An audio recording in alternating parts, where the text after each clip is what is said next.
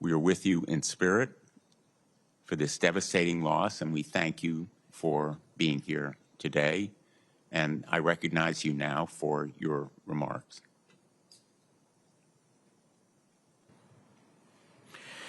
Thank you, Ranking Member Blumenthal and Ranking Member Garcia, and distinguished members of Congress. My name is Luke Ganger, and I'm here with my brother Brent. Renee Good is our sister. We're here on behalf of Nae's big family and those who loved her. We're here to ask for your help.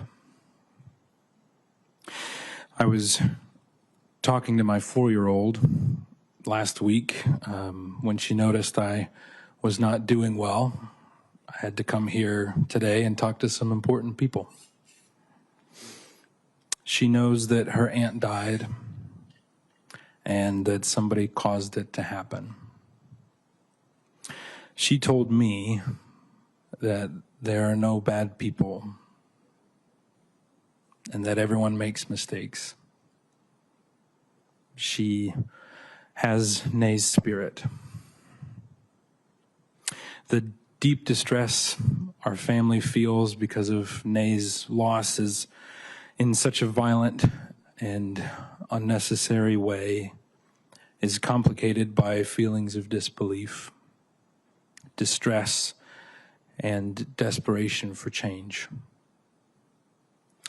In the last few weeks, our family took some consolation, thinking that perhaps Nae's death would bring about change in our country, and it has not.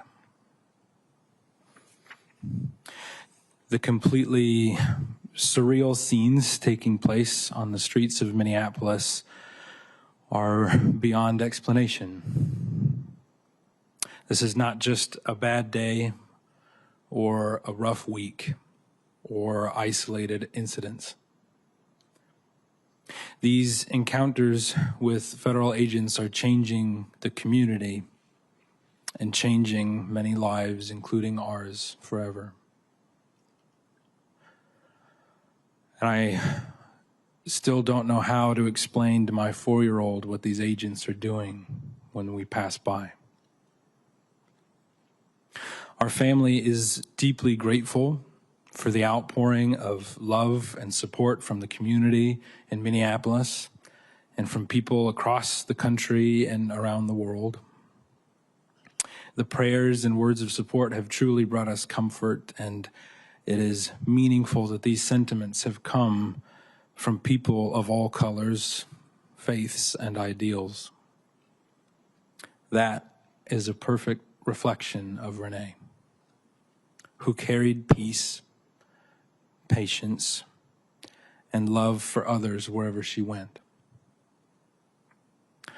Our family is a very American blend. We vote differently, and we rarely completely agree on the finer details of what it means to be a citizen of this country. We attend various churches and some not at all.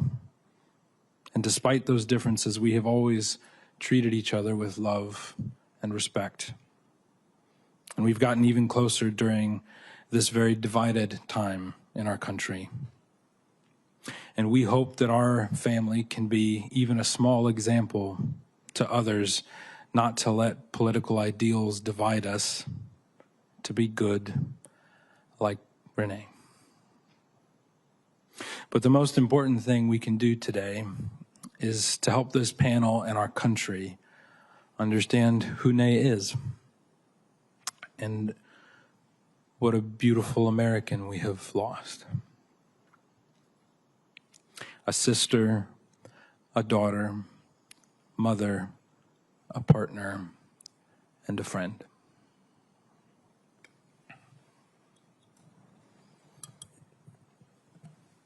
Good afternoon.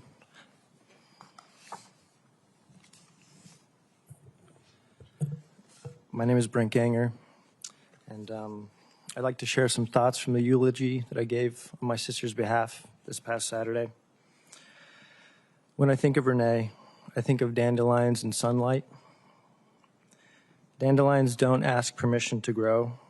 They push through cracks in the sidewalk, through hard soil, through places where you don't expect beauty, and suddenly there they are, bright, alive. Unapologetically hopeful. That was Renee. And sunlight, warm, steady, life-giving, because when she walked in a room, things felt lighter, even on cloudy days. Renee had a way of showing up in the world that made you believe things were going to be okay.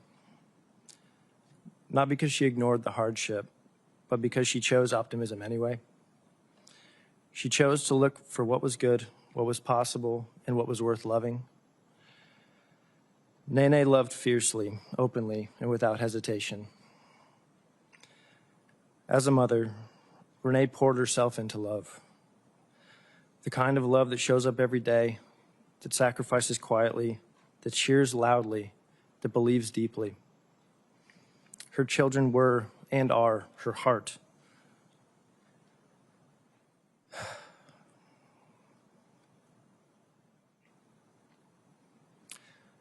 Walking around outside her body.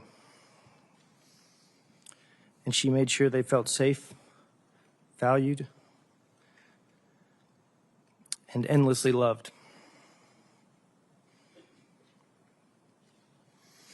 As a sister, she was constant.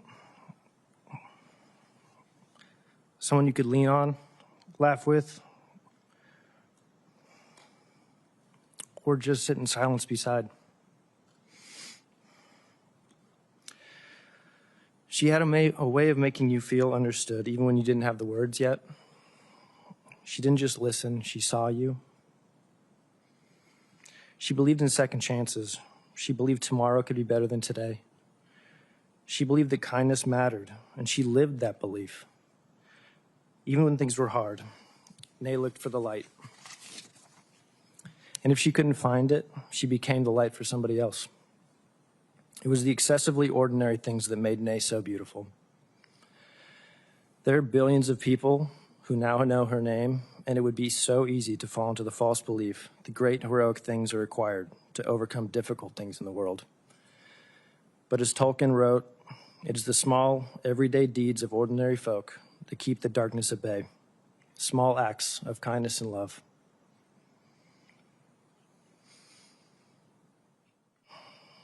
That's why the image of dandelions feels so right. People try to pull them up, overlook them, dismiss them, but they keep coming back, stronger, brighter, spreading seeds of hope everywhere they land. Renee planted those seeds in all of us. In her children,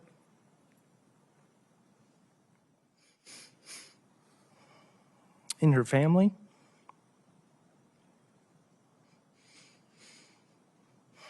in friends, coworkers, and people who maybe didn't even realize they needed her light at the time. And sunlight.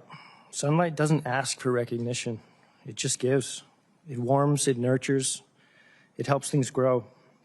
Renee did that for us. She helped us grow. She helped us believe in ourselves. She helped us see the good, even when life felt heavy. Renee is not gone from us. She's in the light that finds us on hard days. She's in the resilience we didn't know we had until we needed it. She's in the laughter, the memories, the love that continues to grow. Like dandelions, like sunlight, and like Renee. Thank you.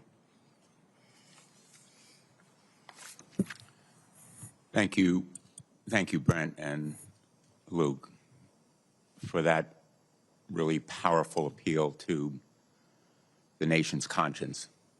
And I hope to our colleagues on both sides of the aisle, and I hope that all of our colleagues will join in seeking the action that you just described that is so important, not just as a tribute to your sister, but as a way to prevent the kind of lawless brutality that caused her death.